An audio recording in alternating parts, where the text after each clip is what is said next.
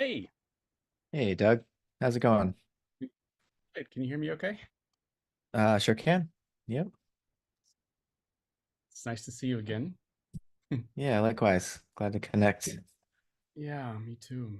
Um, well, I'm really grateful for your time here, and I wanted to share a few things with you. And like I said earlier, give you a little bit of a presentation that Hmm. I've been preparing, I've been thinking about for a while, and then wanted to maybe have a launch pad after that as we can kind of talk about some things. And I'd love to hear your thoughts about what you've been exploring too. Does that sound okay? Sounds great. Yeah, you should be able to share your screen already, but let me know if Okay. that's not working. Let's see. Great. Cool. Okay, so I'm going to start the slideshow. All right. Well, the first thing I want to just lay out here is maybe the reason why I want to connect with you and to just present this stuff is uh, it's part of my own vocation to make meaning of who I am and what I do. So I've always had this really intense drive inside of me ever since I was a little kid, seeking experiences that would polarize me more into this self-discovery. And when I discovered some of the different material that I'll be talking about, they just keep uh, opening up doors. And one of those doors that was opened up to me about it, I guess 2 years ago, was your work. And I had worked with, I had studied some Whitehead in college and graduate school, but it was your particular presentation that became a bit of a muse for me, if you will, to dive into Whitehead. Um, and then Andrew Davis as well, and a lot of the different process thinking, Jamie Daniels and others. And so as I dove into that, as well as continuing to hone my skills as a mental health counselor with a particular vocation, a desire to express myself in a certain way. I always try to create a praxis model to take what I'm learning and put it into practice and then try it out with my clients and also in my personal life. And so that's a bit of what I'm going to be sharing with you uh, with with the emphasis on the macro. All right, so this is going to be taking some of the process thought, especially Whiteheadian thought, and looking at the like cosmogenesis, looking at some of these really big ideas and seeing if it can make sense as to what might be going on in the process of a macro concrescence here on Earth. If there's a macro concrescence inside of which many other smaller low grade concrescences are happening, uh, then that might be interesting to talk about. And so that's one of the reasons why I've been developing these thoughts for a couple of years. And so, anyways, um, hopefully by the end of this presentation and also our conversation, I would like to be able to center it in on the nature of the Jesus Christ event and its effect on humanity and on the creator as part of the creator's own development. So I'm trying to tie in a lot of different things, and uh, I'll be using concepts that I think you're familiar with. This wouldn't be a basic conversation for people not aware of a lot of different things. Um, so several sources that I'm going to be drawing from.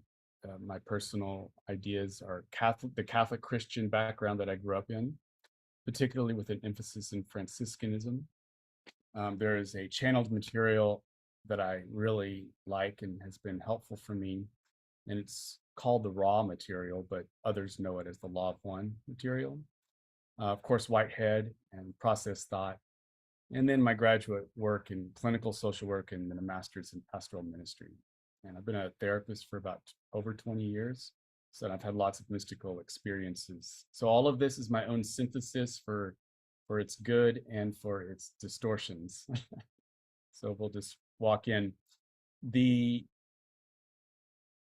launch pad here is what I see Whitehead doing in process thought. In fact, what I see in process thought in general, you might even think it might be the drive shaft behind process, behind evolution, is this idea of the law of three. Now, I've not heard you particularly name that as a cosmic law, but you certainly infer it in your work. I think one cannot infer it if you're doing process. So Cynthia Bourgeau is a teacher of mine, and a lot of people listening to this might recognize her voice. But anyways, she outlined these 4 different ideas or steps of the law of three. So I'm going to read them out loud. Number 1, in every new arising, there are 3 forces involved. You have the affirming force, the denying force, and the reconciling force. The affirming force, denying force, and reconciling force.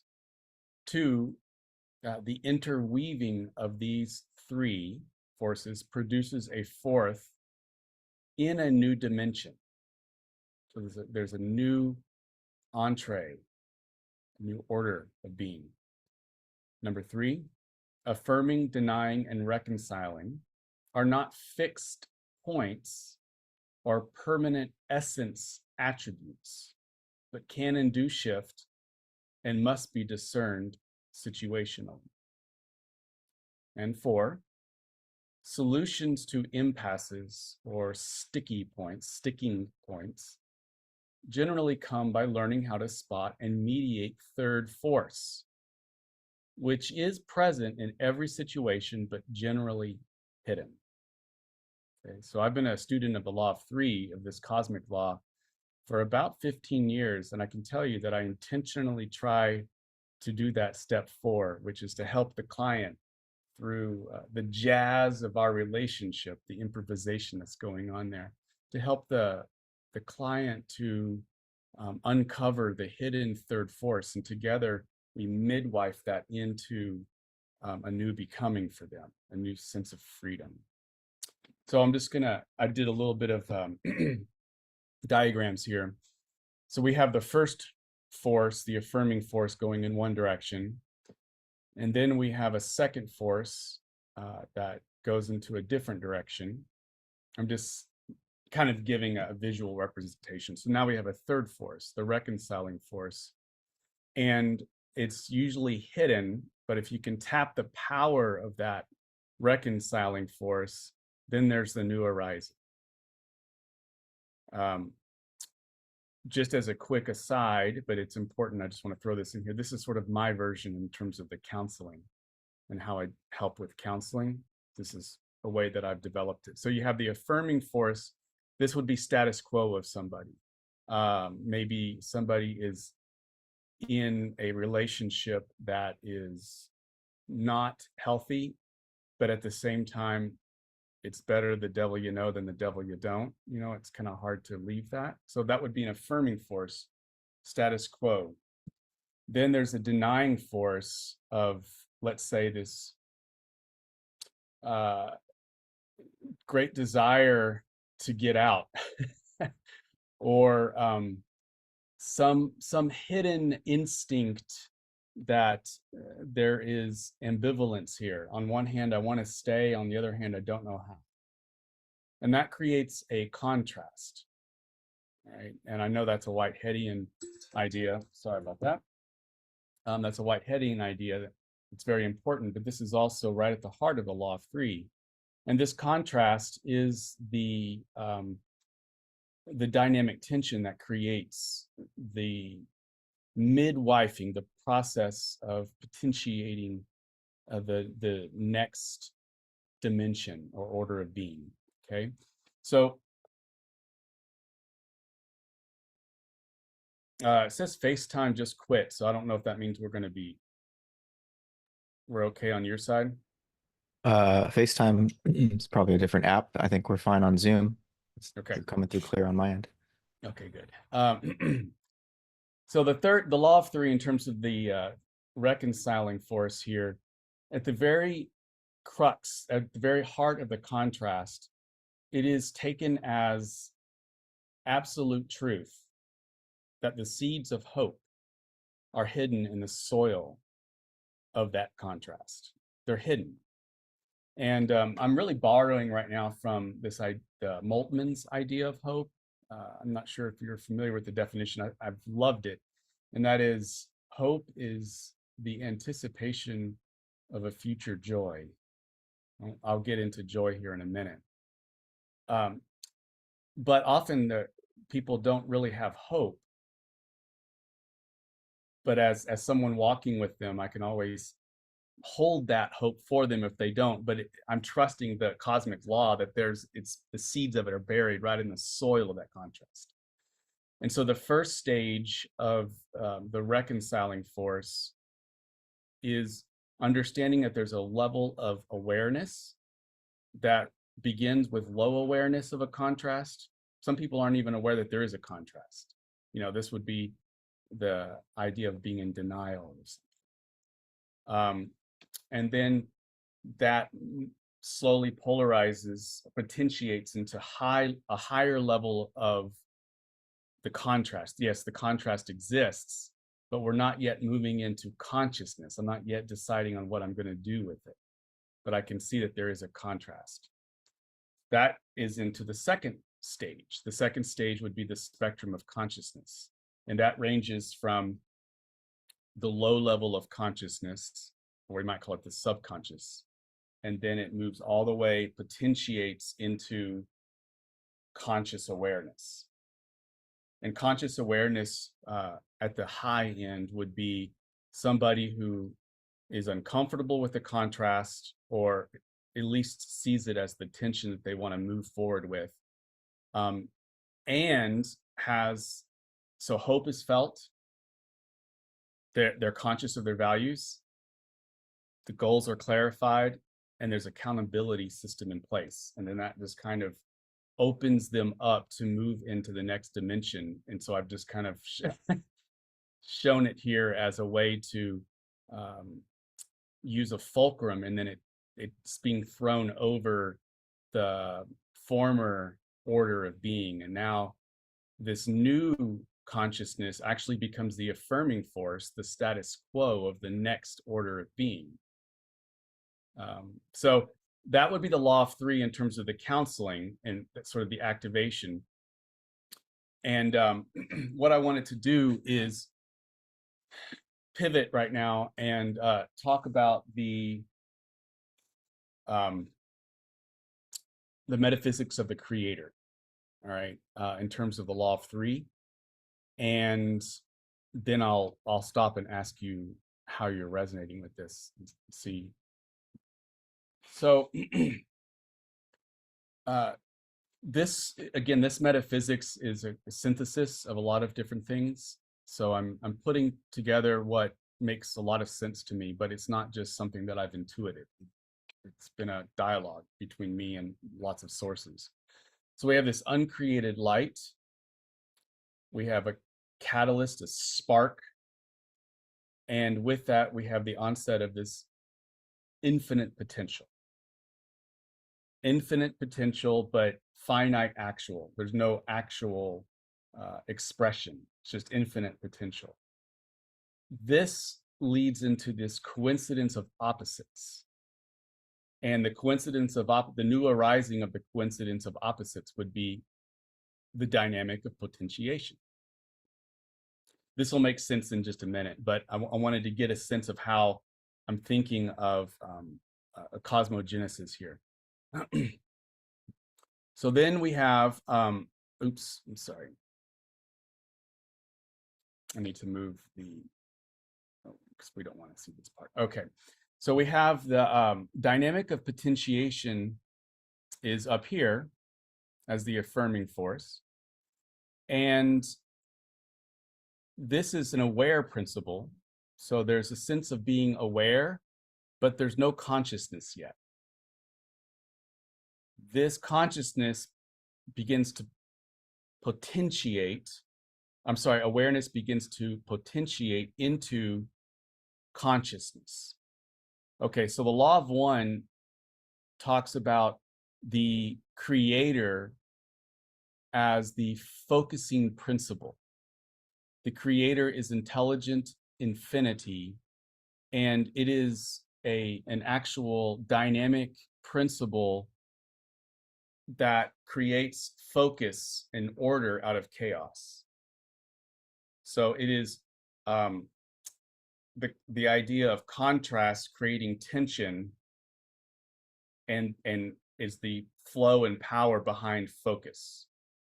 That is the creator. Then the law of one talks about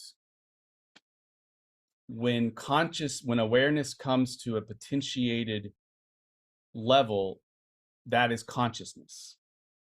And the law of one calls this conscious light, potentiated light, and is known as intelligent energy. So intelligent energy is potentiated light, called love. This is love. So we have light, love, logos. The law of one equates love with logos. And it is the creative principle. So we have the focusing principle, and then we have the creative principle. And the creative principle then seeks to experience itself. And there's a potentiation of experiencing itself as unity. In other words, awareness and consciousness come together with a desire to experience itself. The first creation is the sense of an identity called unity, that I am. Identity as dynamic unity. Identity is not a substance, but rather substance as process, or being as becoming. Yeah. And this is the joy principle. This idea of unity, connected. It's a feeling. So we have awareness, consciousness, and feeling as primal. So here we have the I am is the identity as dynamic unity. Again, the I am is identity as dynamic unity. So the last thing I'll say about the creator is the process of identity experiencing joy. So identity is awareness seeking consciousness. That is identity. Experiencing is consciousness seeking gnosis. Gnosis with the idea of lived experiential reality, like my lived experience, my idea of that I know through experience. So experience is consciousness seeking gnosis. And finally, joy is gnosis seeking joy. Okay. So it's just, well, I meant to say gnosis seeking convergence. That's what I meant to say. Gnosis seeking completion. That's joy. All right.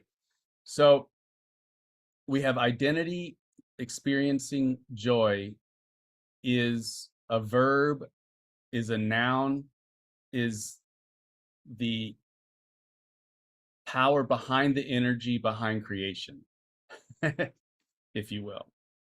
And in the process of the creator creating and experiencing itself, it discovers along the way these enduring objects that structure more development. Now, I know that Whitehead was cautious about labeling metaphysical enduring objects. Is that right?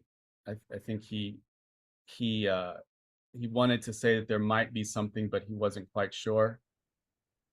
Well, he would distinguish between enduring objects and eternal objects. I And meant eternal objects. I'm sorry. Yeah, eternal objects. Yeah, yeah, yeah. this is what I meant. Yeah. Eternal objects are more of a metaphysical category.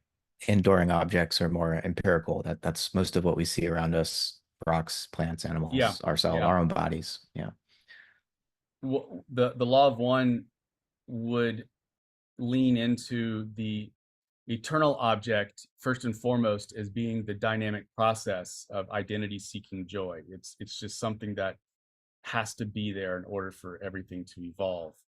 And then secondly, that there's been a process of self discovery that um, has become metaphysical eternal objects that was the process of experiencing becoming enduring objects that sheltered experience and then had become so pivotal to the creator's own uh, creative advance, that they essentially became metaphysical eternal objects and slash like a hybrid between eternal objects and enduring objects. Yeah, that would be the actual structure of consciousness evolution, as emerging uh, from a denser body to a that contain every like a body would contain,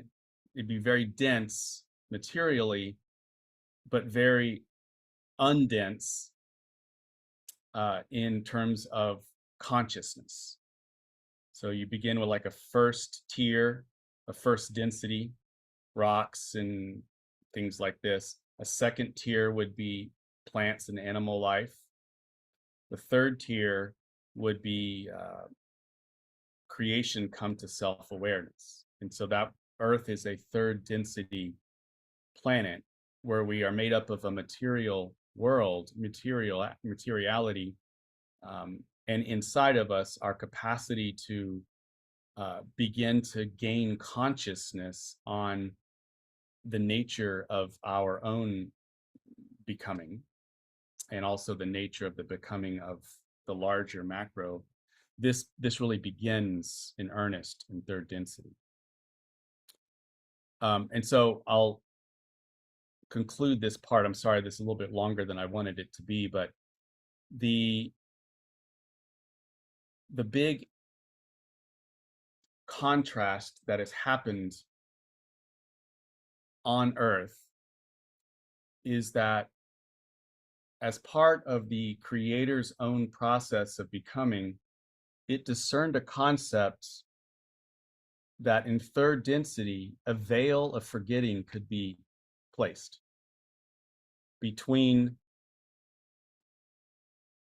basically God emerging in third density as a third density being without knowing it is God and without knowing it is in union with everything else.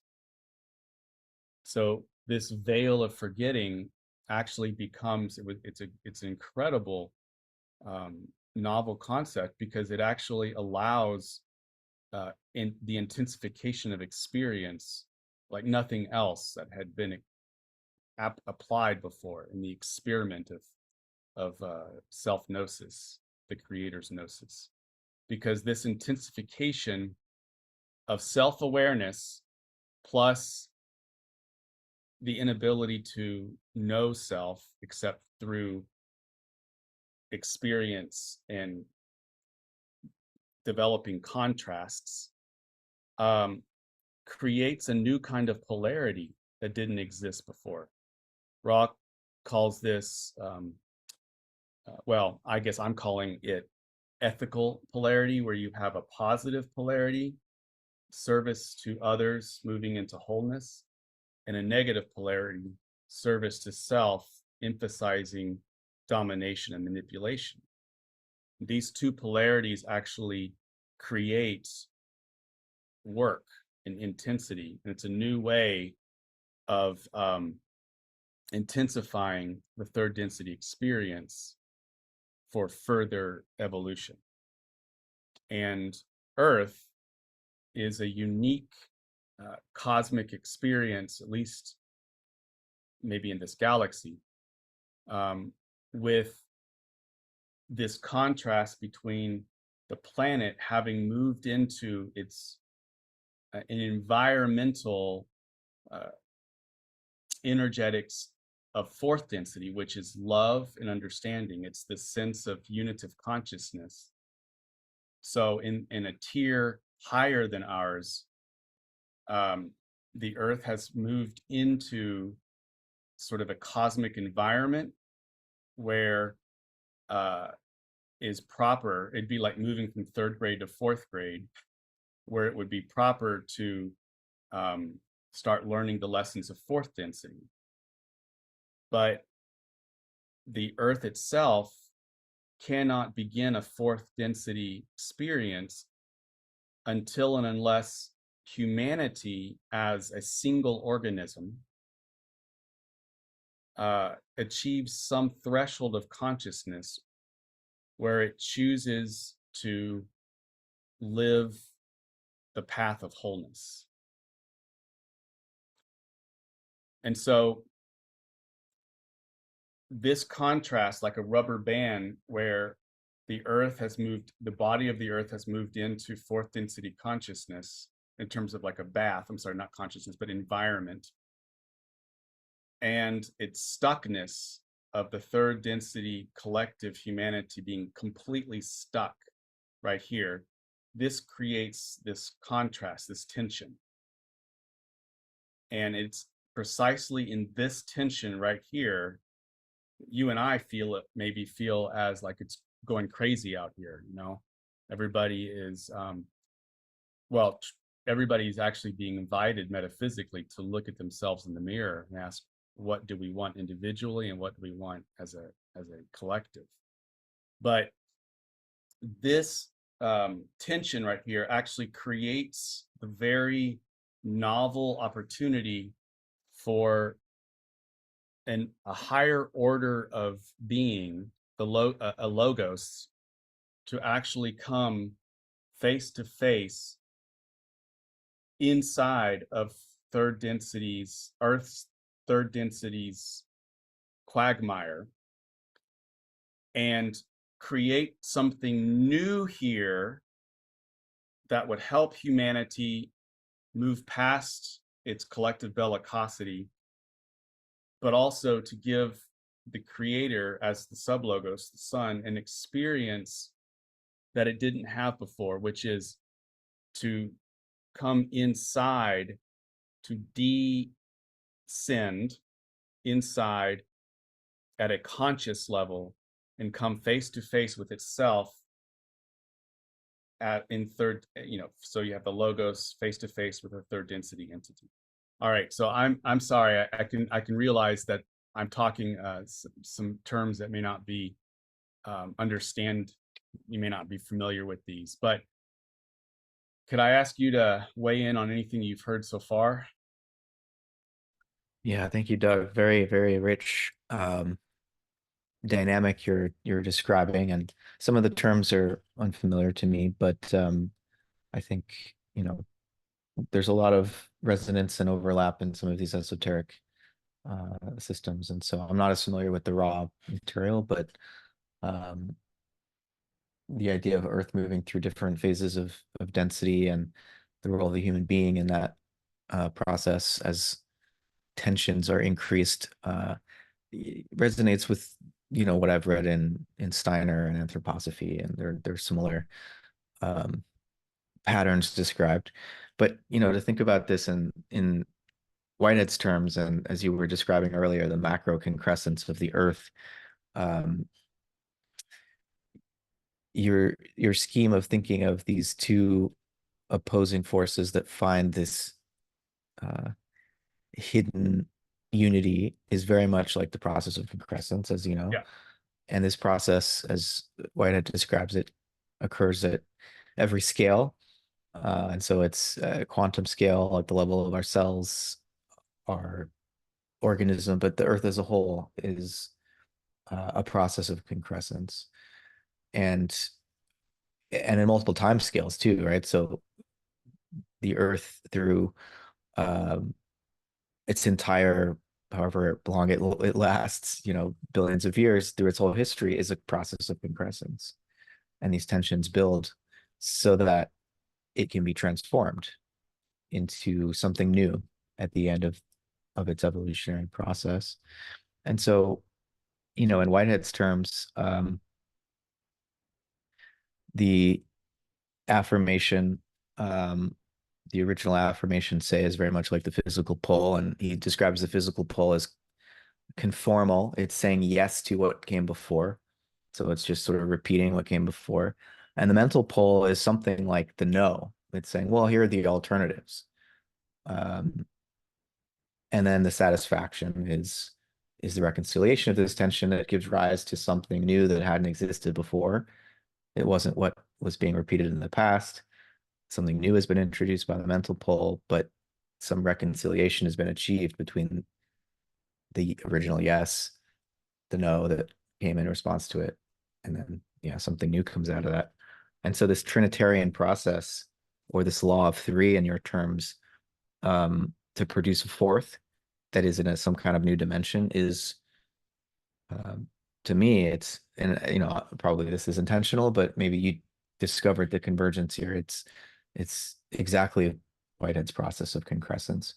But it's this Trinitarian creative process obviously is deep. It's been in the, um, not just Western, but back into the Vedic traditions, for thousands of years. This basic principle, which is, um, cyclical but also creative, and this Trinity principle is at work everywhere, um, in the whole history of the Earth, in every organ system of our body, and every species, plant and animal. The Trinity is at work finding this balance and this reconciliation um, of these seemingly opposed forces. And what you're describing, I think, it's a new creation narrative and a new understanding of, um, how creation happens, that's evolutionary rather than, um, well, not rather than, but it's, Neoplatonists would have the idea of emanation. Um, some Christians insist on an idea of creation from nothing, creatio ex nihilo. And I think what you're proposing here is it's not necessarily in conflict, but it moves the dialectic forward a bit. I mean, the whole idea of conflict is what's crucial here, right? Because in an evolutionary understanding of the creative process, uh, what's always happening is conflicts are being transformed into contrasts that bring forth something novel. And so it's a kind of continuous creation, but it's a creation. Yeah. let me just insert something right there, because you just said something. What I want to say there is, um, conflict is something we feel. So especially when I'm with a client or in my own life, I feel a conflict, and in that moment, there are the seeds of hope for a future joy, which would be in the concrescence, the achievement of satisfaction. But also in that moment is the shadow side of hope. So if hope is something buried in the soil of the conflict and then has a telos towards a future experience of joy, also are the seeds of anxiety, which has a telos towards an anticipation of a future terror. And so one of the things that I try to do right there is, when I acknowledge a person is going through a conflict and we explore all of that, but to use your a great analogy right there of how do we see a conflict and maybe uh, expand metanoia ourselves to seeing conflict as contrast, that is part of the sacred becoming, well, then I can focus in on the seeds of anxiety that we're feeling for a future terror, is to slowly move them into seeing the other side of that, which are the seeds of hope moving towards and anticipating a future joy. And that is concomitant with seeing what we're in as a conflict, and then potentiating that idea of a conflict into and what it is actually is a contrast. Yeah. So I just Yeah. wanted to share that would be a clinical application of what you're saying. Mm-hmm. And I'm eager to have you move forward with what you're sharing to understand how you feel it connects to the Christ event. But it seems to me that not to prefigure too much of what you might say, but um, that this idea that the creator would enter into the creation, or that the divine would uh, incarnate and become human and die, is quite a inversion. It's quite a heightening of the contrast um, that I think sets up the human community. And there are more of us on the planet than have ever existed at once before. It heightens the pressure for us to transform.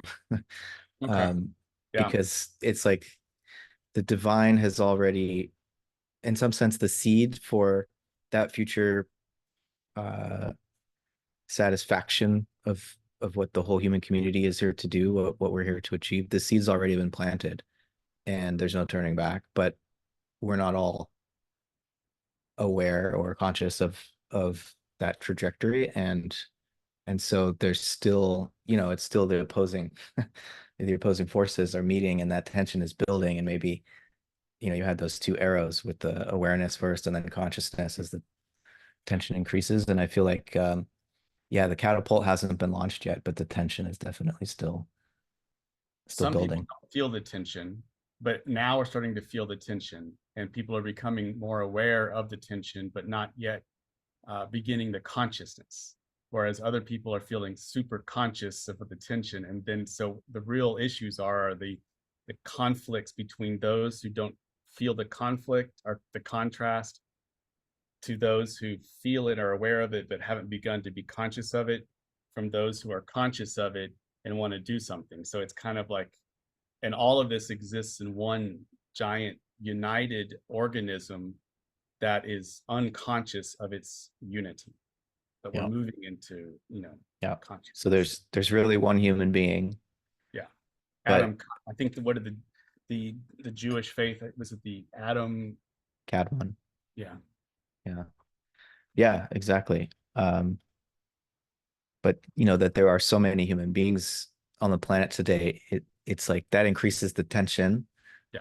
of that sort of um, the opposite direction to the understanding of human unity. Um, but that just makes the sort of the potency of that, the anthropos, if you want, or the Adam Kadmon, of the realization of that, when that harmonization or that satisfaction is finally achieved, that the human community became so fragmented and particularized into 8 billion people on the planet right now. I feel like it only makes the eventual reunification that much more joyous when we recollect that fact.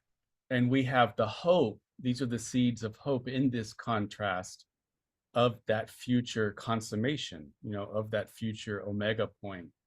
The omega point that I would nuance Teilhard de Chardin, where he talks about there's an omega point of all of, let's say, history.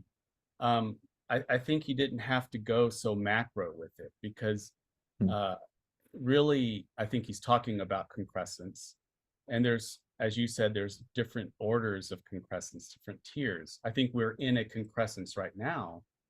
So I'm going to continue for the next few minutes. I know you have a hard stop um, at, at your time, but we can, if this is interesting, we can pick it up at a different time. But Sure. what I want to share is the way I try to understand this is that instead of looking at the humanity as a single entity right now and talk about our evolution, I want to move up one more tier and talk about our if you will, local logos evolution. So the law of one material would posit that every galaxy is a logos, is its own focusing creative principle, joy, dynamic that desires to express itself.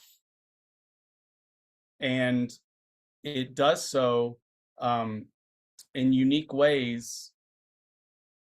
And then inside of that body, that galactic logos, there are going to be sub logoi.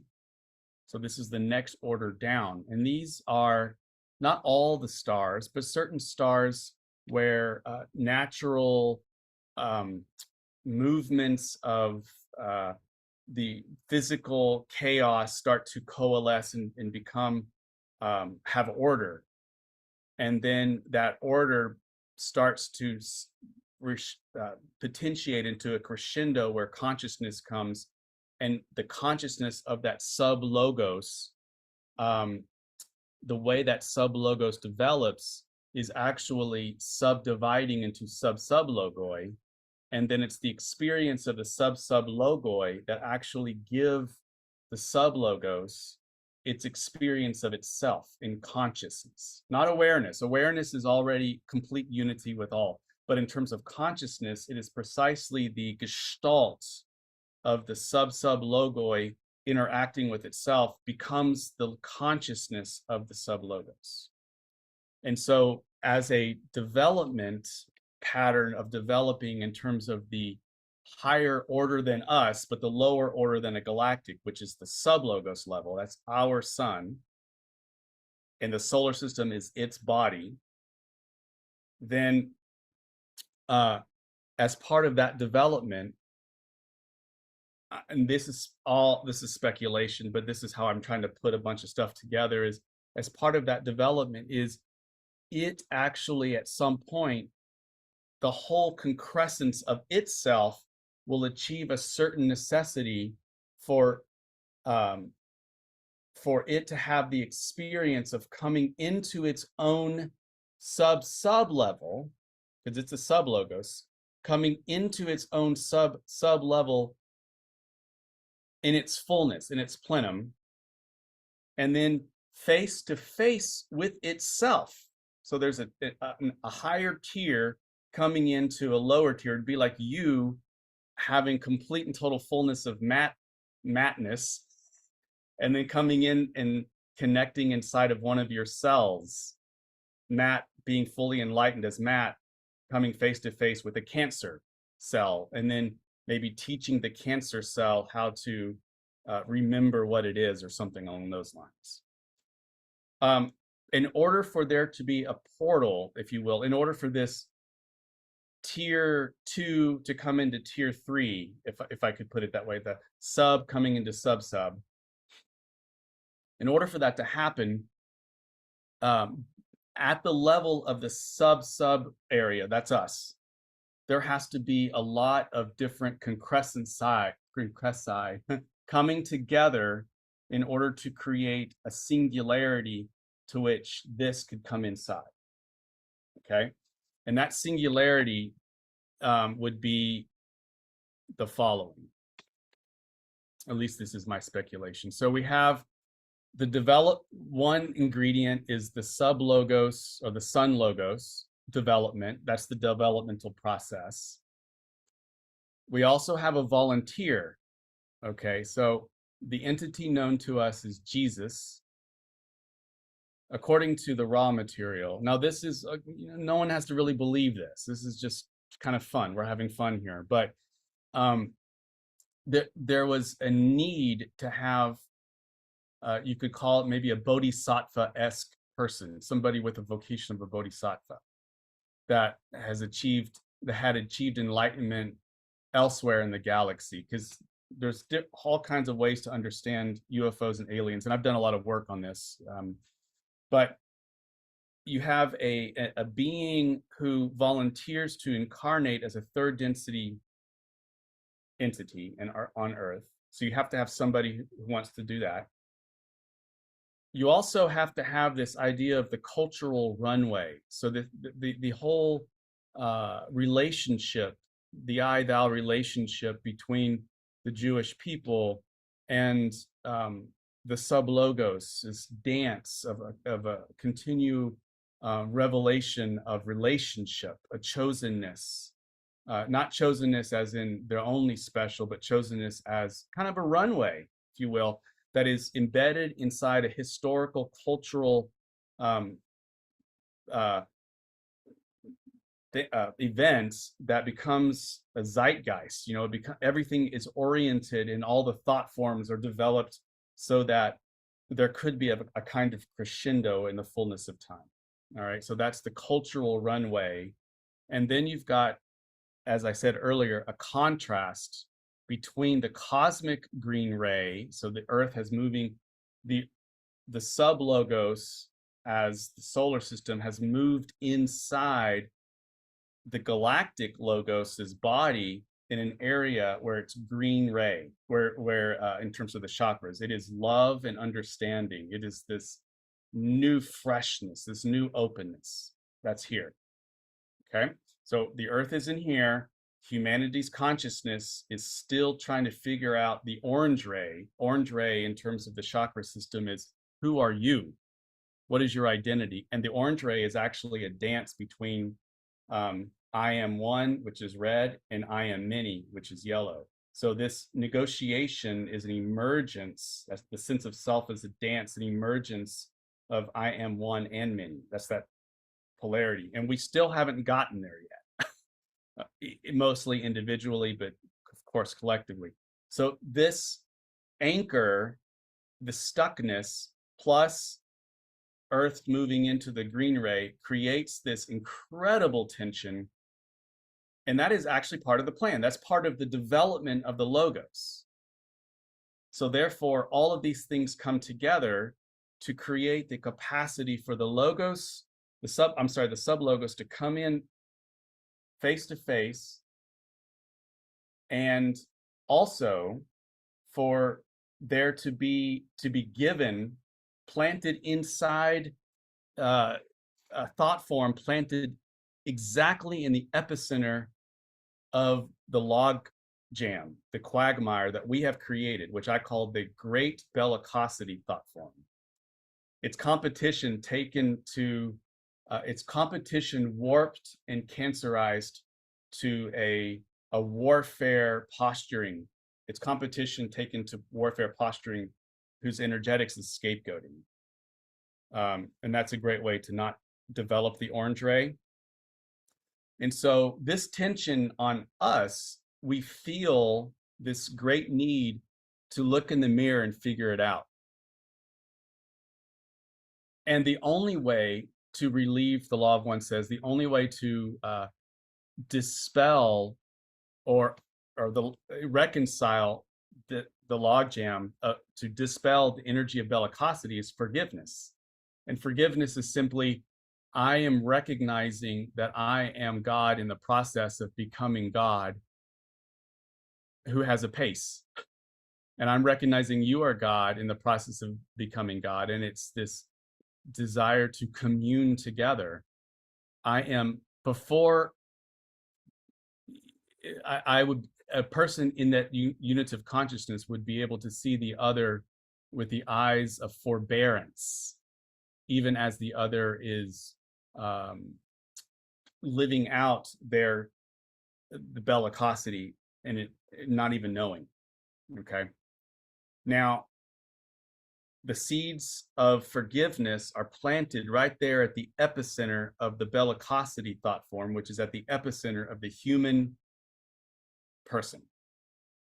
It's a thought form we have created, and then that thought form becomes so strong and sentient that it actually starts to create us. It's like an AI that starts to then, create us, and so we become its creators, and then it desires to create more through us, the energy that keeps it intensifying. So you have this sort of like torus field that there's no escape, the Hotel California kind of thing. You can check in, but you can never leave. And that's not a problem at the level of the sun logos because that's exactly the conditions in terms of the sublogos concrescence to create that tension so that it could come to face and humanity could come face to face and then enter into the energetics of the Jesus Christ event, which becomes a thought form developed by these ingredients. The sublogos developed, the volunteer, the cultural runway, and this cosmic conflict. This becomes a thought form of forgiveness, mercy, love, compassion, all of this. And you can put on the mind of Christ. And then Christ comes inside you, and it's the fullness, the plenum of the logos that is coming inside the third density body at our invitation. And it's a constant ritual of kenosis that one has to have in order, like an adept level, to both be myself and to allow that which is transcendent to me to incarnate in me and work through me. Like that is itself a dance, a perichoresis. But doing so actually raises up the entire vibrational bandwidth, the consciousness bandwidth of third density to move into fourth density. And that's that consummation. The seeds of the ecclesia have been planted and are in the moment of compressing into a convergence. How does this sound? Yeah, Sorry, it's a I may have lost you, or I may not be speaking very clearly. I mean, I'm following a lot of it, and I think this idea of the logos or the sub logos, the sun logos needing this cultural runway, um, and then the volunteer. Yeah, I think that's um, a really rich way of describing this process. And what's happening now with this bellicosity that's sort of we're stuck in this feedback loop, is that what initially was a cultural runway and this sort of birth of both a sense of the universality of something, which was initially particular. And I think that's part of what happens when the religion of the ancient Israelites meets the philosophy of the ancient Greeks. You get this sense of, oh, what was special in this relationship between Yahweh and the Jews after the Christ event starts to mix more and more with this Greek sense of logos and the sense of the universality of this revelation. This is not just for you, this is for everyone.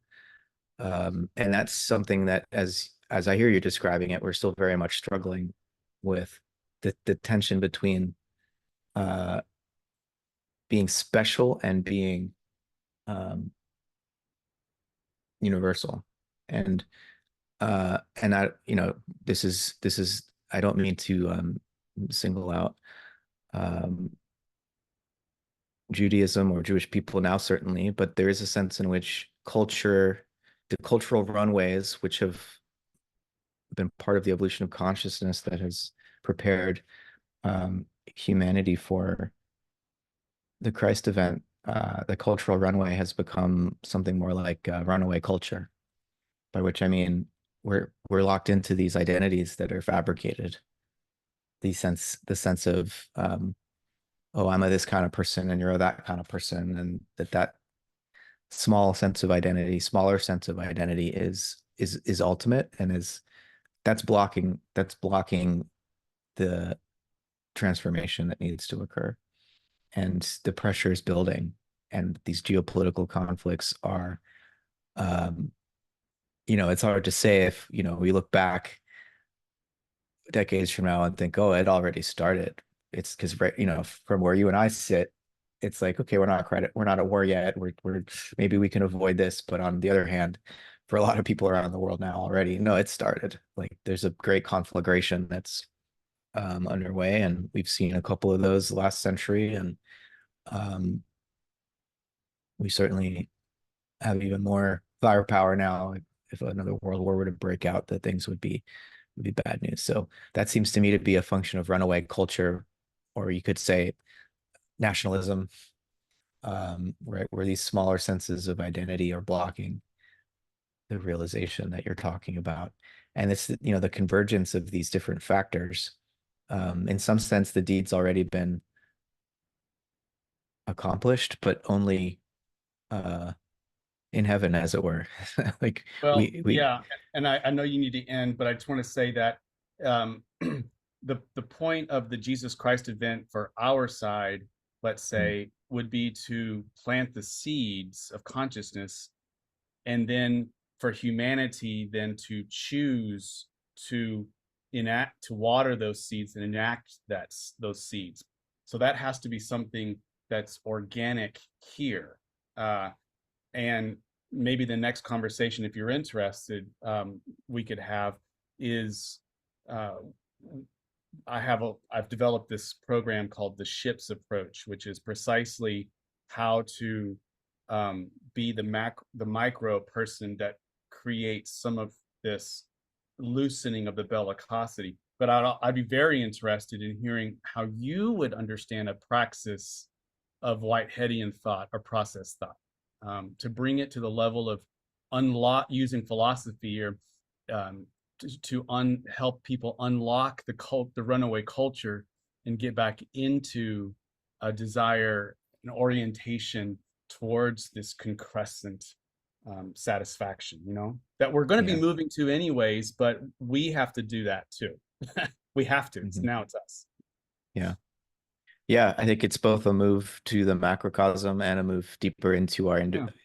each of our individuality, like Yeah, exactly. uh, away from this confusing middle space of these collective identities that are, yeah, increasingly fabricated. And I don't mean to be overly dismissive of the importance of culture in people's lives, but I think if we lose the larger cosmic process that we are Right. participants in, and if we lose our own unique individual contribution as spirits to that process, and we get stuck in the middle, we're not, we got to hold the tension between the extremes to find the passageway through.